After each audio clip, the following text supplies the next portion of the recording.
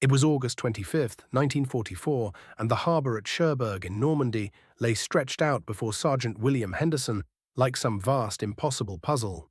His fingers had gone numb gripping the wrench, and when it slipped from his grease-covered hands and clattered to the metal deck, he barely reacted. His eyes were fixed on something far more significant than a fallen tool. Before him, an endless river of trucks was forming, 6,000 of them, all waiting, all ready, all counting on him to understand what they could do. The British had been adamant about one thing: these trucks were inferior. The design was fundamentally broken, they'd insisted, underpowered, worthless for any serious military operation. Yet here was Henderson, watching thousands of GMC vehicles prepare for something that seemed absolutely impossible. They were going to move supplies across 400 miles of destroyed French landscape. They were going to keep an entire army moving forward toward Germany. The initials stamped across each hood told the official story: General Motors Corporation. But for the 75% of drivers who were African American, already exhausted before they'd even climbed into those cabs, the meaning ran much deeper. Those letters represented something far more personal.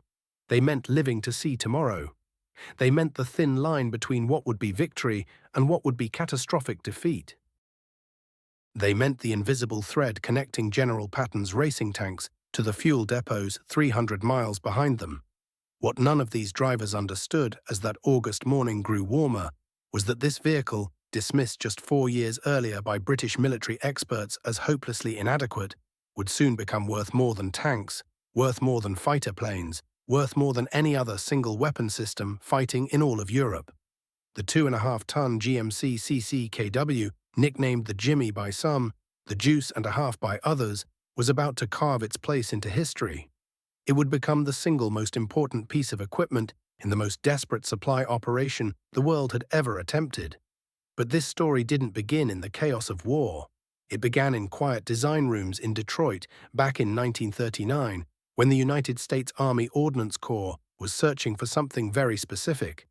They needed a new truck, medium weight, tactical, a vehicle that could haul 2.5 tons of cargo. It had to have 6-wheel drive. It needed to go places where roads didn't exist, in weather so bad that normal trucks simply quit. On the surface, the requirements seemed reasonable enough. Finding the answer turned out to be considerably more complicated. The General Motors Truck and Coach Division was working out of their facility in Pontiac, Michigan, and they approached the problem practically. They took what they already had, their commercial AX series truck, and then they rebuilt it from the ground up. They added a second axle to improve traction and distribute weight more effectively. They designed an all-wheel drive system. They reinforced the frame until it could handle military loads without cracking. The result received the designation ACKWX 35V3, a predecessor to what would eventually become the legendary CCKW. That first design used a GMC engine with 248 cubic inches of displacement, an inline 6-cylinder that produced just 77 horsepower. The empty truck weighed over 9,000 pounds. Measuring nearly 264 inches in length, it was almost 8 feet wide and stood over 9 feet tall. By the standards of everyday commercial trucking, these were acceptable machines. By military standards, they looked questionable at best. In late 1939, France placed an order for 1,000 of these experimental 6x6 trucks. Production began at the Yellow Truck and Coach Manufacturing Company's facilities. These first vehicles came with closed steel cabs, fixed bedsides with seats for troops, and styling that wouldn't have seemed out of place on any civilian construction site. They were, essentially, commercial trucks wearing military paint. Then everything changed. The catastrophe came in May 1940, when German panzer divisions burst through the Ardennes forest, bypassed the Maginot Line entirely, and drove straight into the heart of France. The French army, despite possessing some of Europe's most modern tanks and sophisticated fortifications, crumbled under the speed and coordination of German combined arms warfare. British forces retreated toward Dunkirk. France, which had seemed impregnable, fell in 6 weeks. 2,000 of those ACKWX trucks had already been delivered to French forces. German soldiers captured them. Those vehicles would end up serving the Wehrmacht on the Russian front. where hardened German troops grudgingly admitted that despite their limitations, these American trucks simply kept running. The rest of the order, along with trucks still being manufactured, got diverted to Great Britain under emergency wartime purchase agreements. The British Army received the ACKWX trucks in summer 1940 and immediately put them through exhaustive testing. British military evaluators examined them from every angle. What they recorded in their reports, documents still preserved in military archives today, was devastating. The wheelbase was simply too long for the narrow roads and tight trails of Europe. Maneuvering in confined spaces proved difficult. That 77 horsepower engine couldn't handle the truck's own weight, let alone cargo. When you loaded one fully, acceleration became sluggish. Hills challenged the truck beyond what the military considered acceptable. In mud and soft ground, despite the six-wheel drive, they struggled. British Army officials reached a firm conclusion. This truck was unsuitable for modern mechanized warfare. The fundamental design was flawed. They weren't willing to commit these vehicles to combat units where British soldiers' lives might depend on their reliability. The War Office made a decision. They sent approximately 1,000 units to the Soviet Union in 1941 under the Lend-Lease Agreement. A total of 2,466 ACKWX trucks were produced across all recipients. The British rejection seemed to validate what American skeptics had worried about all along. American truck manufacturers, accustomed to vast highways and level terrain, apparently couldn't build vehicles suitable for European warfare. General Motors engineers felt the sting of this assessment. They went back to their design rooms with renewed determination. What they'd learned was clear: the engine needed more power. The chassis required fundamental refinement. The wheelbase needed variations for different purposes. But the core concept remained valid. A 6x6 medium tactical truck, built from commercial components, designed for rapid mass production in enormous quantities. American engineers understood something their British counterparts had missed. This wasn't about creating the perfect truck. This was about manufacturing adequate trucks in such vast numbers that sheer industrial capacity would overwhelm any opposition. In 1941, General Motors introduced the CCKW. The designation came from GMC's internal coding system. The first C indicated the design year of 1941. The second C meant conventional cab design. K signified all-wheel drive. W identified the dual tandem rear axles. Compared to the ACKWX, the improvements were substantial, though not revolutionary. The new GMC engine displaced 270 cubic inches and was still an inline six-cylinder, but it produced 104 horsepower at 2,750 revolutions per minute. That 27 horsepower increase might not sound dramatic on paper. In actual performance, it was transformative. The engine delivered 216 foot-pounds of torque at 1,400 revolutions per minute, providing the low-end pulling power essential for heavy loads and steep grades. Engineers offered two wheelbase options. The CCKW 352, with a 145-inch wheelbase, served as the short variant, particularly suited for artillery prime mover duties. The CCKW 353, with its 164-inch wheelbase, became the standard cargo version. This flexibility meant the same basic truck could fulfill multiple roles across different combat situations. The frame was conventional ladder construction with riveted crossmembers, straightforward to manufacture and repair in the field. 3 driven axles gave the truck its 6-wheel drive capability. The front axle rode on leaf springs. The rear tandem used leaf springs with locating arms to manage axle movement and prevent binding. The braking system was hydraulic with vacuum assist, a significant advancement over the mechanical systems of earlier generations. Tires measured 7.50 by 20, providing adequate ground clearance and load-carrying capacity. Those early production models kept the closed metal cab design from the earlier ACKWX. But as war production ramped up and steel became increasingly scarce, GMC engineers made a choice that demonstrated their understanding of industrial warfare. Beginning in July 1943, new CCKW trucks came with open cabs fitted with canvas tops and removable doors. The modifications saved approximately 150 pounds of steel per vehicle. When you multiplied that by hundreds of thousands of trucks rolling off assembly lines, the accumulated steel savings was staggering. That material could build dozens of destroyers or hundreds of tanks. The cargo bed went through its own evolution, driven by practical experience and material constraints. Early trucks had completely steel beds that proved heavy and inefficient. Wooden beds replaced them, but warped and cracked under military service. Engineers tried composite designs with steel framing and wooden floor slats, but found that inadequate as well. The final design went back to simplified all-steel construction that minimized material waste while maintaining durability. What emerged was a truck that prioritized simplicity, reliability, and the ability to be produced in massive quantities by semi-skilled workers using available materials. The CCKW would never win racing competitions.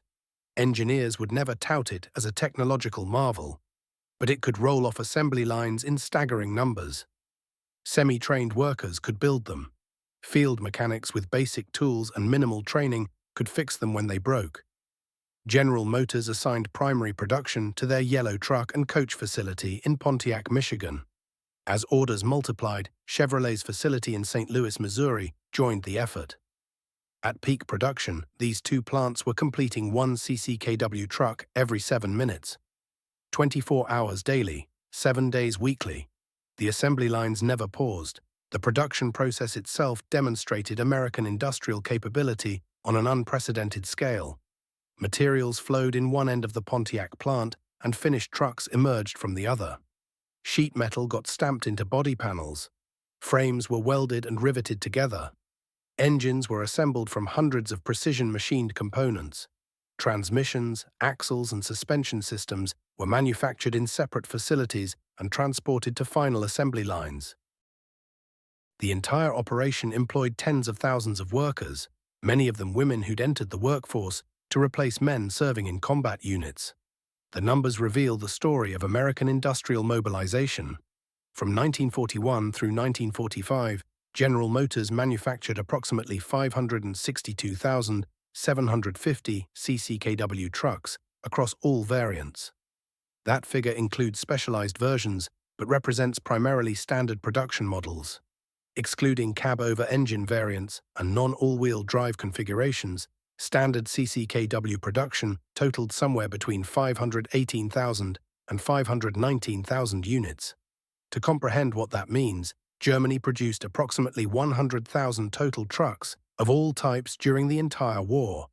The Soviet Union, despite receiving massive quantities of American Lend-Lease aid, manufactured fewer than 200,000 trucks.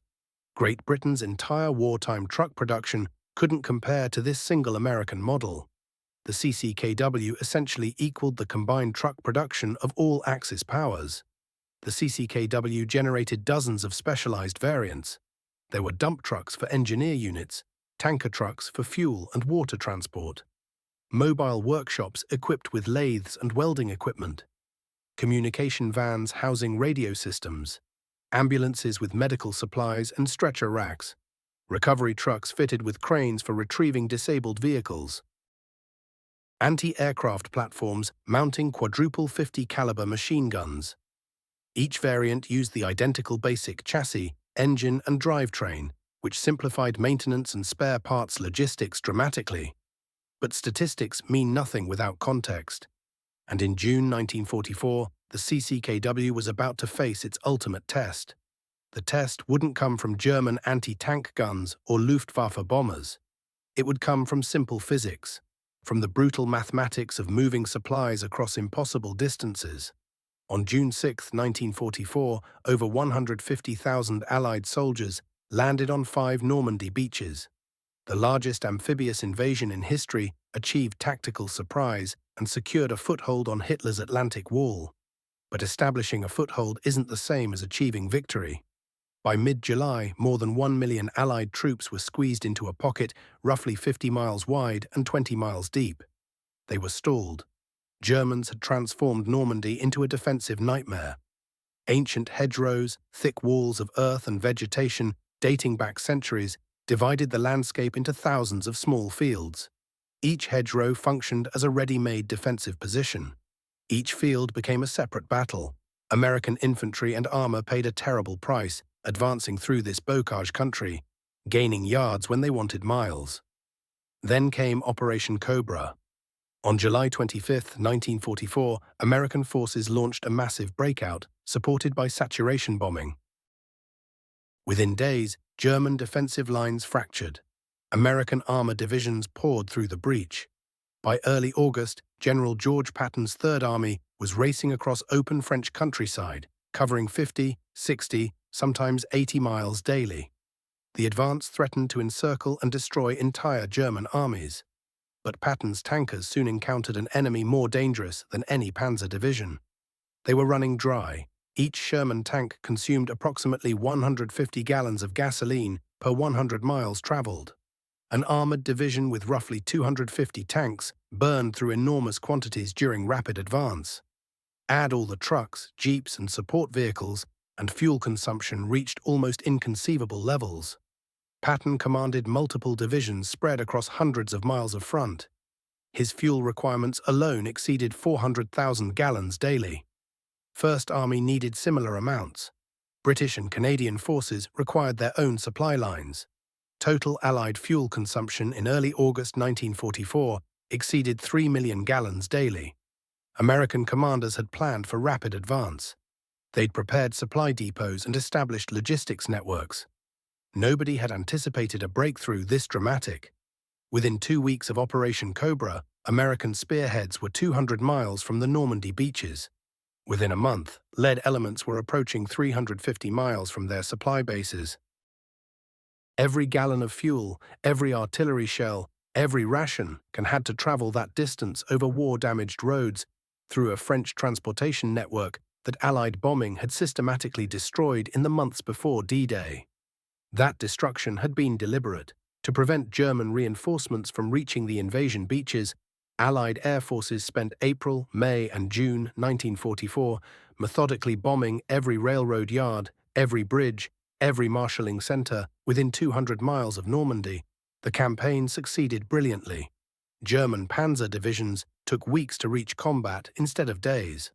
Those same bombed-out railroads, however, couldn't now supply Allied armies racing toward Germany. The Mulberry harbors, those incredible artificial ports towed across the English Channel, had sustained the invasion through June and July. A massive storm in mid-June destroyed the American Mulberry.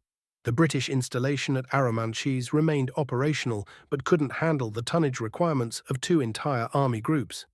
Cherbourg had been captured, but German engineers had demolished its port facilities so thoroughly that restoration would consume months.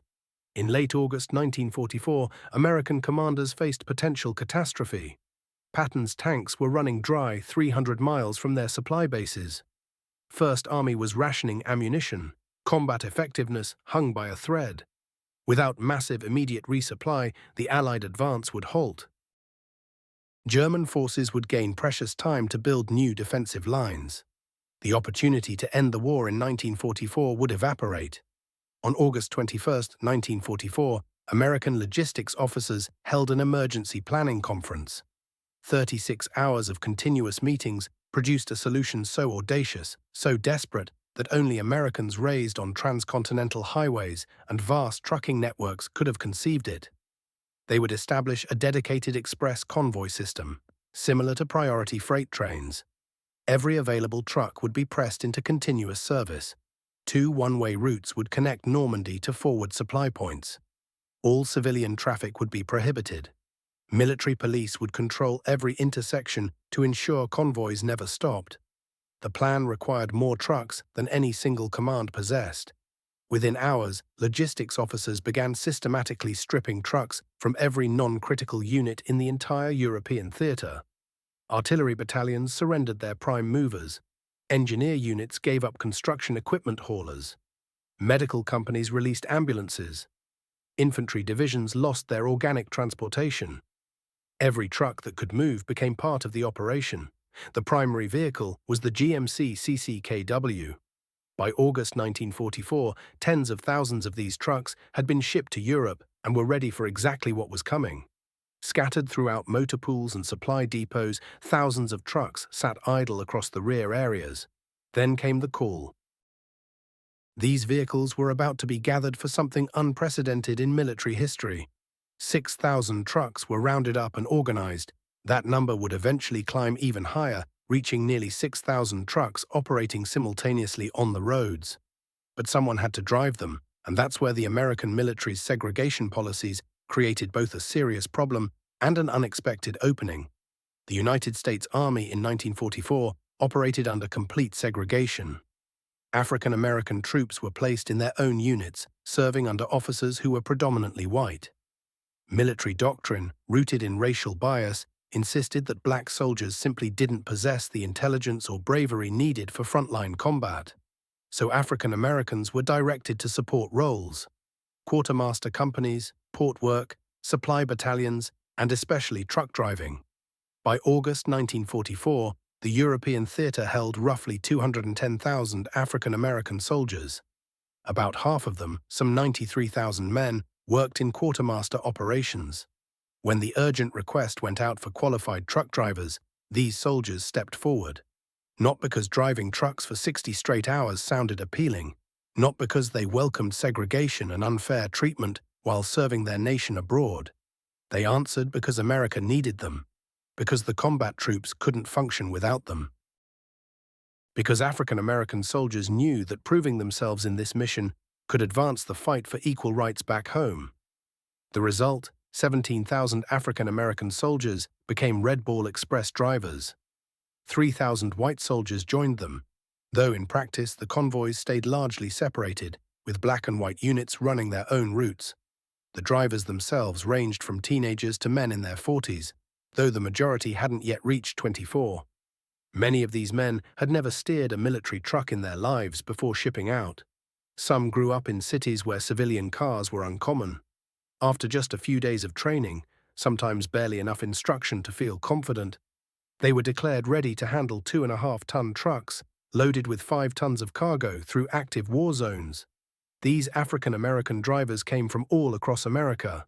Farm boys from Mississippi who'd worked tractors but never heavy military vehicles. Factory hands from Detroit who knew manufacturing but not military supply chains. College men whose studies got cut short by military conscription. Young men from sharecropper families reaching toward opportunities that the segregated South wouldn't provide.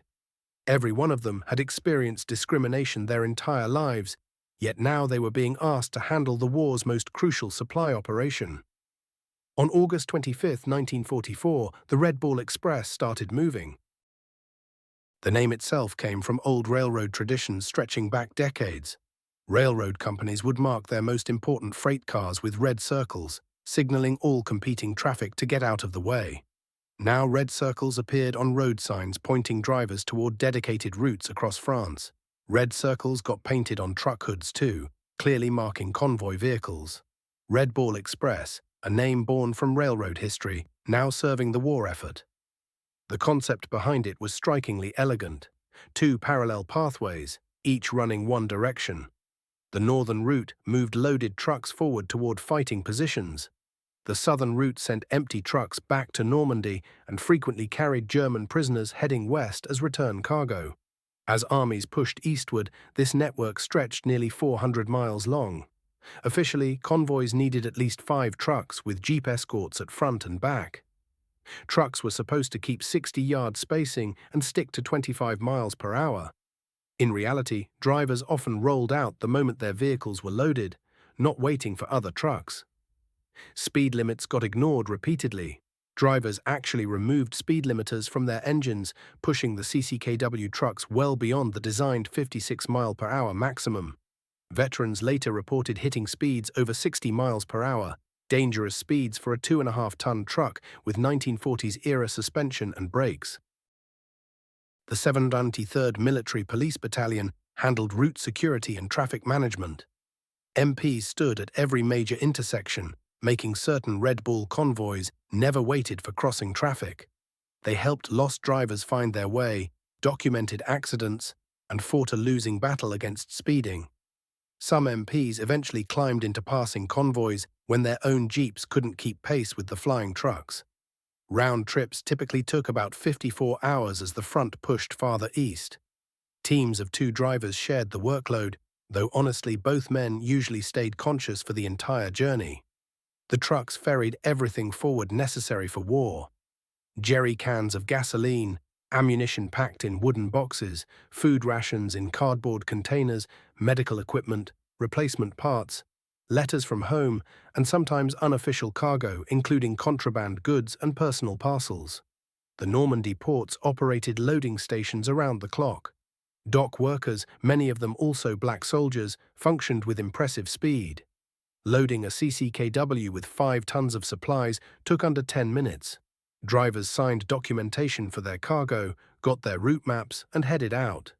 No time for breaks, no delays permitted. Keep driving.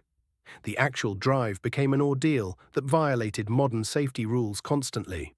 During darkness, drivers moved with blackout conditions, relying on tiny cat-eye lights that barely cut through the night. They navigated using memory, following the truck ahead, pure instinct. The roads themselves bore damage from air raids and artillery. Bridges stood broken, detours weren't clearly marked. Getting turned around wasted fuel and held up critical supplies reaching the front.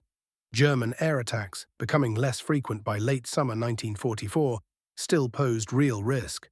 The Luftwaffe could still organize raids, and truck convoys made tempting targets. Drivers trained themselves to watch overhead constantly. They listened for the particular sound of German aircraft engines, scattered off pavement when air raid sirens started. A few trucks actually carried 50 caliber machine guns mounted above the passenger seat. These offered psychological comfort more than practical defense. Road mines presented constant hazard. German soldiers had placed mines along road edges and common parking areas. Some used sophisticated trigger mechanisms. Others were basically buried artillery shells or salvaged ammunition rigged to explode when vehicles passed over them. Red Bull drivers learned to stay on paved surfaces, park only in secured areas, watch for disturbed dirt or questionable objects. Exhaustion became the true killer. Men surpassed normal human capability, kept going through coffee and determination. Some tried benzodrine tablets and similar stimulants provided by medical staff to battle tiredness, though leadership officially frowned on this practice. These substances kept eyes open but scrambled judgment, creating accidents. Most drivers depended instead on strong coffee, cigarettes, and sheer force of will to maintain alertness through endless driving. Crashes became routine, trucks hit each other, tipped over, smashed into barriers. Drivers nodded off despite fighting it. Vehicles wandered off roads in darkness. Some collisions turned fatal. The army stationed extra drivers in passenger seats specifically to take control when main drivers physically couldn't continue safely. Still, tiredness exacted its price. The vehicles themselves got hammered relentlessly. The CCKW was engineered for military purposes, but constant non-stop use without proper upkeep surpassed every engineering specification. Summer heat combined with maximum loads and high speeds caused engines to overheat regularly. Transmissions couldn't handle the stress. Clutches burned through. Brakes consumed pads within days rather than months. Tires, subjected to constant overloading and rough treatment on damaged roads, failed constantly. Repair crews worked under terrible circumstances. Mechanics stood beside roads, in fields, under makeshift tarps, strung between vehicles. They carried basic hand tools and whatever spare components they could find. Most field repairs were temporary measures meant to get trucks moving again, not permanent fixes. Oil changes got skipped, regular maintenance got ignored. Every resource went toward keeping trucks rolling forward. Mechanics turned into improvisation experts. They fabricated gaskets from salvaged materials. They rigged workarounds for broken parts. They stripped parts from one truck to fix another. The CCKW's straightforward design made this possible. A skilled mechanic could spot problems, locate needed components, and complete repairs using whatever supplies existed nearby. This flexibility, forced by desperation, became among the truck's most valuable qualities. By late August, the Red Bull routes displayed broken trucks abandoned everywhere. Estimates suggest roughly 80 vehicles got left behind when quick repair proved impossible. Drivers grabbed whatever parts they could carry and hitched rides on other convoys. Recovery trucks worked endlessly to pull disabled vehicles out. but frequently broke down themselves from the exhausting work. At certain points, approximately 30% of Red Bull trucks carried serious mechanical damage that should have taken them out of service. Yet they kept moving forward anyway because the alternative wasn't acceptable. Still, the operation delivered results beyond all initial projections. Within just 5 days, Red Bull operations reached peak performance. On August 29, 1944, 132 truck companies managing 5,958 vehicles transported 12,342 tons of supplies to forward positions. That single day exceeded every pre-war prediction about logistical capacity. Deliveries kept increasing. Daily runs averaged somewhere between 10,000 and 12,500 tons. Roughly 900 trucks were constantly moving forward or backward. Across 82 days operating, Red Bull Express drivers transported 12,193 tons of cargo across France. They covered 121 million ton miles, a measurement combining tonnage and distance. They sustained entire army groups during the fastest military advance ever recorded. Private James Rucker from the 514th Quartermaster Regiment described what it felt like. We carried whatever command needed carried. Fuel, weapons, rations, medicine. We drove it all to the fighting positions constantly, back and forth, back and forth. Certain drivers got caught in ambushes. My unit avoided that. But shooting occurred constantly around us. We watched overhead for V1 buzz bombs. These things flew overhead, then suddenly dropped down. My scariest moments involved seeing trucks explode and wondering whether I'd survive.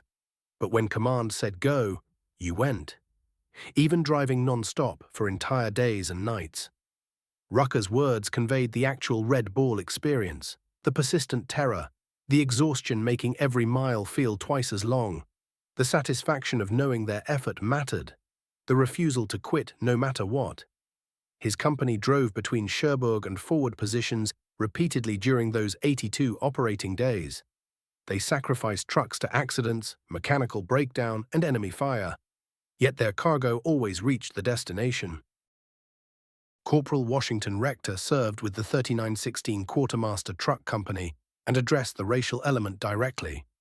Discrimination was just part of life. They prevented interaction between black and white soldiers, fearing conflict might break out. Certain white drivers tried blocking black drivers from passing their convoys, creating risky road situations. However, most white frontline soldiers valued their contribution. These soldiers understood the black drivers were risking everything to provide essential supplies. Rector's recollection exposed the complicated racial dynamics operating throughout the Red Bull Express organization. Black and white units generally stayed separated. When integration did occur, discrimination sometimes showed itself in small ways.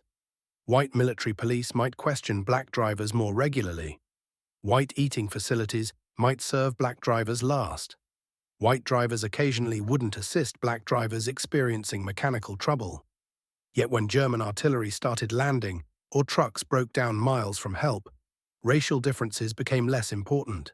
Black and white drivers sometimes supported each other despite segregation rules. The CCKW trucks themselves earned respect among all drivers. These vehicles absorbed unbelievable punishment. Overload them, speed them, skip maintenance, and they moved forward. Sure, breakdowns happened regularly. The transmissions weren't strong. Brakes deteriorated quickly, but any driver with basic skills could repair them. That's the essential quality. A complicated truck needing factory specialists would have been worthless. The Jimmy stayed simple. Simplicity meant dependability. Drivers built strong connections with their trucks. They learned every noise, knowing when failure was approaching. They understood exactly how far they could push without breakdown. They figured out which problems could wait and which needed fixing immediately. This came from living behind the wheel for days and nights, fixing things themselves, discovering through experience precisely where the limit lay. By September 1944, Red Bull convoys delivered supplies to locations 350 miles from Normandy. The logistical complexity intensified constantly. Greater distances meant fewer tons per truck daily. More vehicles needed repairs from continuous operation. Driver tiredness reached critical levels.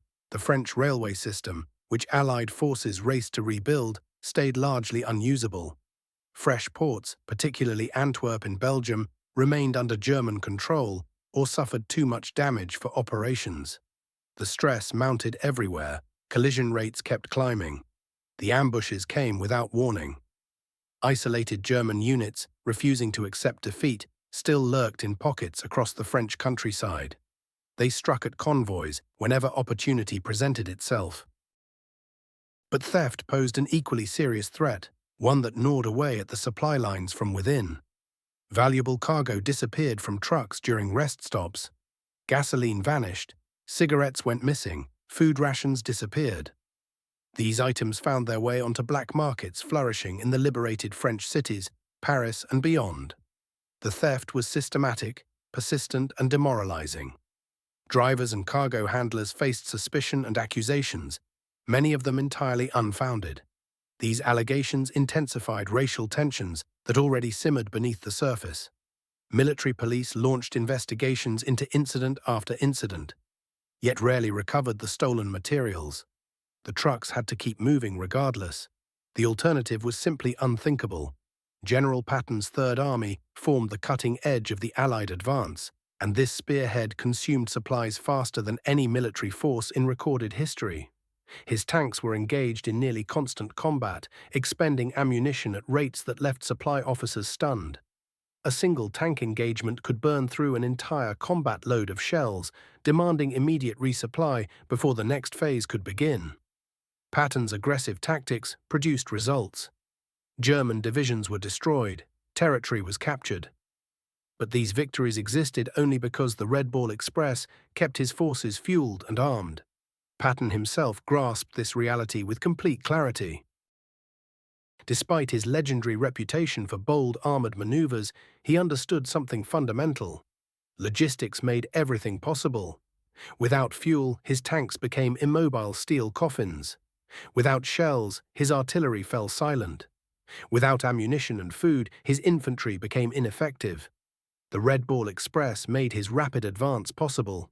Without those trucks rolling continuously, Third Army would have ground to a halt within weeks of breaking out of Normandy. German forces would have had time to establish new defensive positions, new defensive lines that might have extended the war by months or even years. General Dwight Eisenhower, the Supreme Allied Commander himself, recognized the operation's critical importance. In an October message to Red Ball Express personnel, Eisenhower wrote words that revealed his understanding of what truly won wars. "To you drivers and mechanics and your officers," he wrote, "who keep the Red Bull vehicles constantly moving, I wish to express my deep appreciation. You are doing an excellent job." Eisenhower possessed a deep grasp of military logistics that set him apart from many commanders. His experience planning Operation Torch in North Africa had taught him a harsh lesson. Supply determined what operations were possible. No amount of tactical brilliance could overcome logistical failure. The Red Ball Express represented logistics in its most basic and essential form. Trucks, drivers, roads, nothing sophisticated, nothing glamorous, but absolutely vital to victory. Eisenhower's public recognition of the driver's contribution was unusual for that era. It reflected genuine appreciation for unglamorous but critical work. The contrast with German logistics was striking.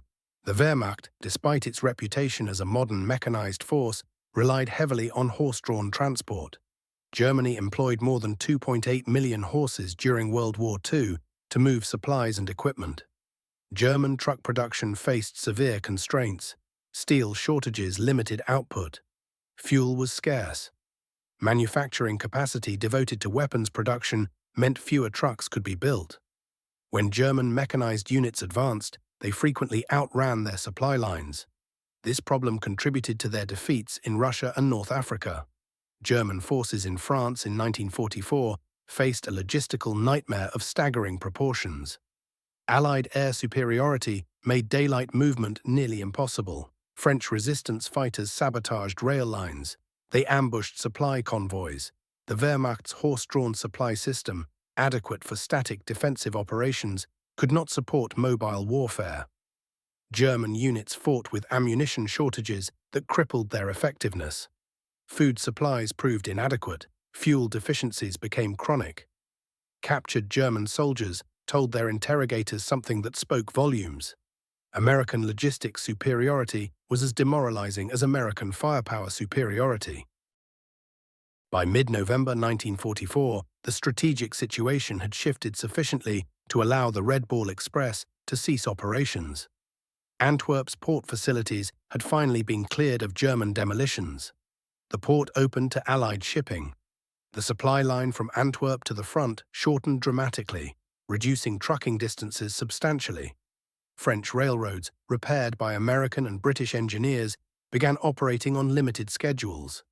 Portable gasoline pipelines, laid across France, started delivering fuel directly to forward supply depots.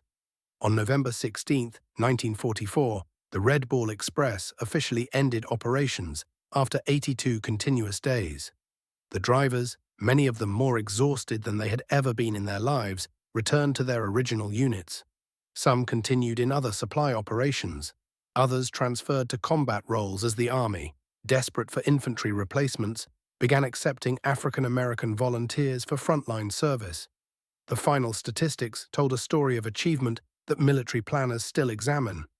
412,193 tons delivered, 6,000 trucks at peak operation, 23,000 drivers and support personnel, 75% African American. An average of 900 vehicles on the road simultaneously. Distances covered reached up to 400 miles one way, operating continuously for 82 days without pause.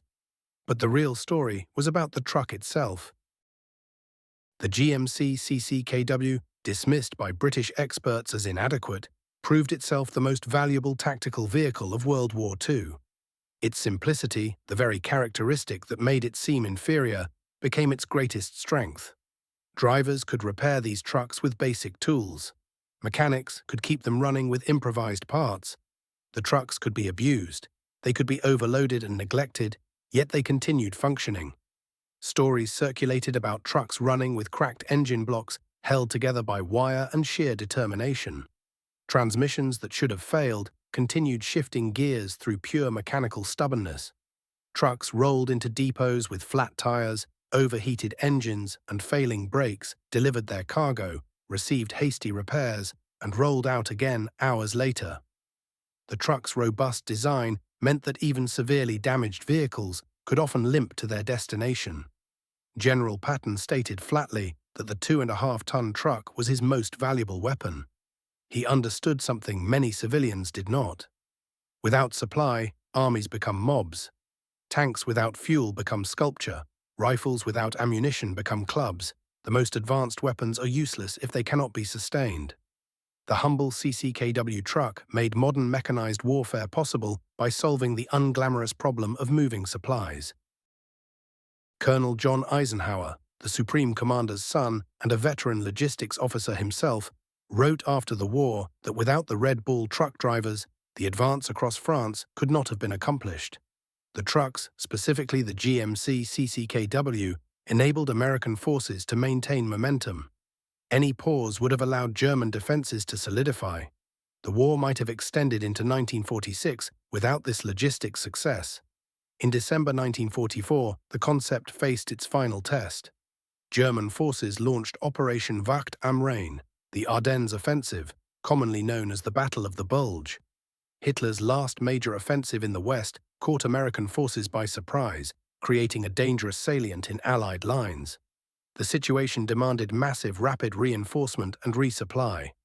The Red Ball Express was officially over, but the trucks were not, and neither were the drivers. Reformed under different names, including the Little Red Ball, the White Ball Express, and other designations, convoy operations resumed. The same GMC CCKWs that had supplied Patton's advance now rushed reinforcements to contain the German breakthrough. The same African American drivers who had proven themselves in summer returned to the roads in winter conditions that made August's challenges seem trivial. Snow and ice covered French and Belgian roads. Blackout driving became even more dangerous. German air attacks intensified as the Luftwaffe threw its reserves into supporting the offensive. Yet the trucks rolled, Ammunition reached besieged American units. Fuel kept tanks and trucks mobile. Reinforcements arrived to seal the Bulge's shoulders. The Battle of the Bulge was won by combat troops in desperate fights, but it was sustained by truck drivers who kept supply lines open in the worst winter weather Europe had experienced in decades. Winter operations revealed new challenges. Engines froze overnight and had to be thawed before starting. Ice on roads made speed limits meaningless as trucks slid regardless of driver skill. Snow drifts blocked routes, requiring hours of digging to clear passage. Frostbite became a constant danger for drivers in open cab trucks with minimal heat. Yet the supply convoys continued, proving that the logistics system developed during the Red Ball Express could adapt to any conditions. After Germany's surrender in May 1945, the CCKW continued serving. Trucks that had crossed France in 1944 now occupied Germany. They hauled displaced persons to refugee camps. They distributed food to starving civilian populations. They transported occupation troops across the defeated Reich. Some were shipped to the Pacific Theater, where they served in the Philippines and Okinawa campaigns. Production continued until 1945. By war's end, General Motors had built more CCKW trucks than Germany built vehicles of all types combined. The total production, approximately 562,750 units, exceeded the entire pre-war truck inventory of most nations. These trucks served not just America, but supplied Allied forces worldwide through Lend-Lease. British, French, Soviet, and Canadian armies all operated GMC CCKWs. The truck's simplicity translated to remarkable longevity. CCKWs remained in active American military service through the 1960s. The design was succeeded by the M35 series trucks in the 1950s, but older CCKWs continued in National Guard and Reserve units for years after. Many were sold as surplus to foreign militaries, where they served into the 1970s and 80s. Some remain operational today in the hands of collectors and museums. The Red Ball Express drivers, particularly the African-American majority, received recognition slowly and incompletely. The operation was publicized during the war, featured in newsreels and magazine articles. But the racial dimension was often downplayed or ignored in media intended for segregated American audiences. The 1952 film Red Ball Express, while acknowledging African-American participation, was modified at Department of Defense insistence to show racial integration that did not exist in 1944. Many Red Ball veterans returned to an America still deeply segregated. Men who had risked their lives supplying the fight against fascism faced discrimination in housing, employment, and civil rights. Some used GI Bill benefits to obtain education and home loans, though even these benefits were often harder to access for African Americans. Banks refused loans, universities imposed quotas, employers passed over qualified black veterans for white applicants.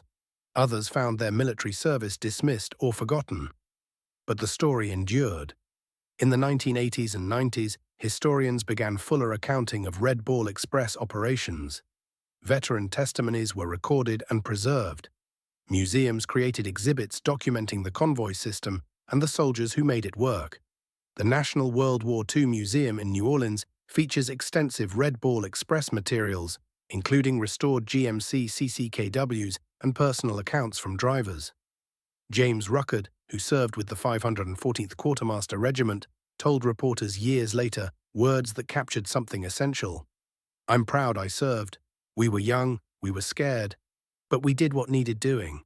A lot of white folks didn't think black soldiers could handle responsibility. We proved them wrong.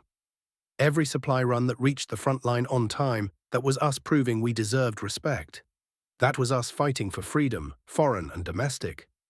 Ruckert's words captured the double consciousness of African-American World War II veterans. They fought for American victory while knowing America denied them full citizenship. They risked their lives for a nation that segregated them, discriminated against them, and often refused to recognize their contributions. Yet they served with distinction, understanding that their performance under fire advanced the broader struggle for civil rights. The Red Ball Express became one more chapter in the long story of African Americans proving their worth to a skeptical nation. The technical lessons from Red Ball Express operations influenced American military logistics for decades. The concept of continuous supply convoys, dedicated routes with priority traffic control, and massive trucking operations became standard doctrine. During the Korean War, similar convoying systems supplied United Nations forces. In Vietnam, despite different terrain and tactical situations, truck convoys remained crucial to American operations. Modern military logistics still studies Red Ball Express planning and execution. The GMC CCKW design influenced post-war truck development globally. Its 6x6 configuration became standard for military medium tactical trucks. The concept of using mass-produced, easily maintained vehicles rather than specialized military designs became accepted practice. Countries around the world copied or adapted CCKW features in their own military truck programs. Soviet designers, who received thousands of CCKWs through Lend-Lease, studied the trucks carefully. Post-war Soviet military trucks, including the ZIL series, showed clear CCKW influence in layout and capability. The Soviets understood that the CCKW's greatest feature was not any single technical specification, but the entire package. Adequate performance, simple maintenance, massive availability. Modern military vehicles are far more sophisticated than the CCKW. They have computers, automatic transmissions, central tire inflation systems, and armor protection. But they still face the same fundamental challenge: how to move supplies reliably under combat conditions while remaining simple enough for field maintenance. Every military truck designer since 1945 has worked in the shadow of the CCKW, trying to match its combination of capability and simplicity. The CCKW proved that excellence in military equipment is not always about having the best specifications. The British were correct that the ACKWX was underpowered and had handling limitations. But they were wrong about what mattered. In total war, adequate vehicles produced in overwhelming numbers defeat superior vehicles produced in limited quantities.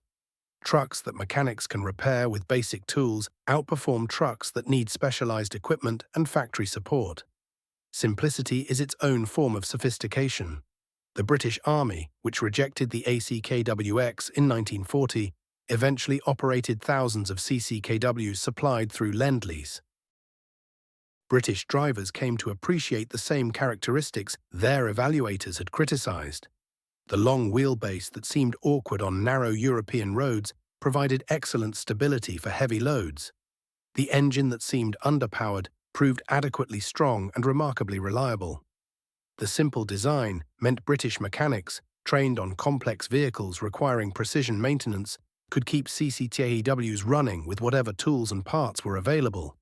A British transport officer wrote in his after-action report that the American trucks initially dismissed as crude proved superior in sustained operations to British vehicles that required more sophisticated maintenance. The CCKW's ability to continue functioning despite neglect and abuse made it ideal for the chaos of combat logistics. British units learned to prefer CCKWs over their own trucks for long hauls under difficult conditions. The story of the GMC CCKW and the Red Ball Express is ultimately a story about what wins wars. Not the most advanced technology, not the most impressive specifications, not the vehicles that look best in promotional photographs or official demonstrations. What wins wars is reliable equipment produced in quantities that overwhelm the enemy, operated by determined people who understand their mission matters. The CCKW was not the best truck of World War II. It was adequate.